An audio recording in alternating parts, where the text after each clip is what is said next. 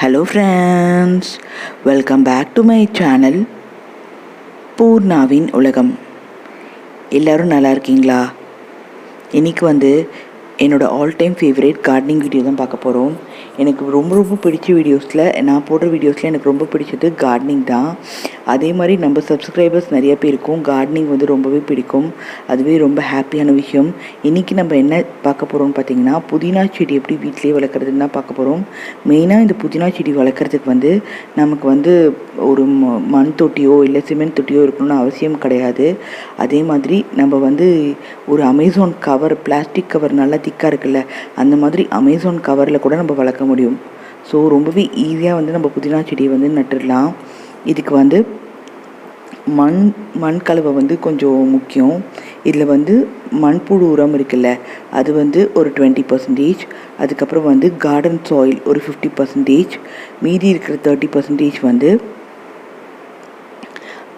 அந்த cocoa beat இருக்குல்ல, தேங்காய் நார், அது. ஸோ இதுதான் அளவு. 50% கார்டன் சாயில், 20% மண்புழு உரம், மீதி இருக்கிறது கோகோ பீட்.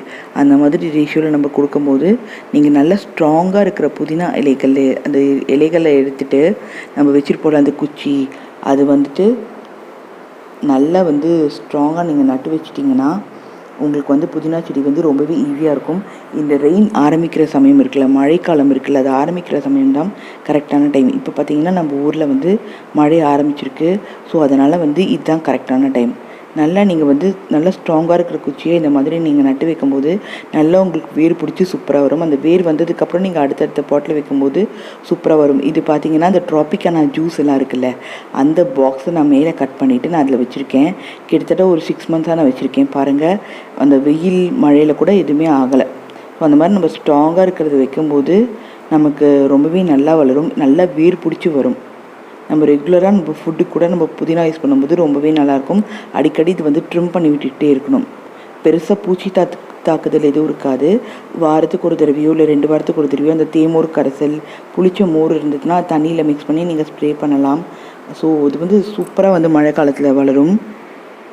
இது போன வருஷம் என்னோடய புதினா செடி.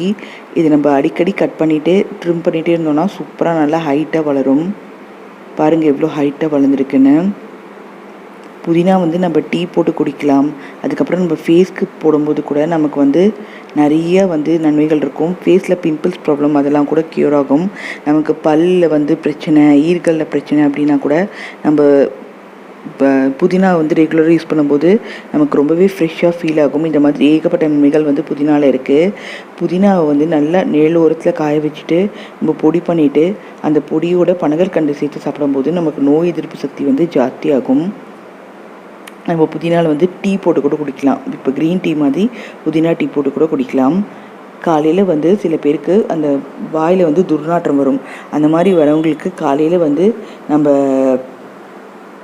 கல்லுப்பில் நல்ல வெதுவெதுப்பான நீரில் கல்லுப்பு போட்டு ஒரு 4-5 புதினா இலை போட்டு நம்ம பல் தேய்க்கும் போது ரொம்பவே ஈர்கள் ஸ்ட்ராங்காக இருக்கும், கிருமிகள் இருக்காது. அதே மாதிரி நம்ம ரெகுலராக ஃபுட் எடுத்துக்கும் போது நமக்கு கேன்சர்லேருந்து புதினா ப்ரொடெக்ட் பண்ணுது. இந்த மாதிரி ஏகப்பட்ட நன்மைகள் புதினாவில் இருக்குது.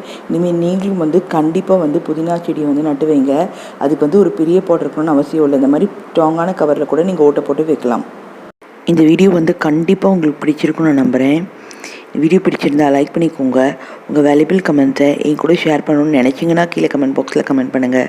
இப்போ தான் நம்ம சேனலில் ஃபர்ஸ்ட் டைம் பார்க்குறீங்கன்னா மறக்காமல் சப்ஸ்கிரைப் பண்ணிக்கோங்க. சப்ஸ்கிரைப் பண்ணிவிட்டு பக்கத்தில் இருக்க பெல் ஐக்கான் கிளிக் பண்ணி ஆல் கொடுத்தீங்கன்னா என்னோட எல்லா வீடியோஸும் மிஸ் பண்ணாமல் பார்க்கலாம். Thank you so much.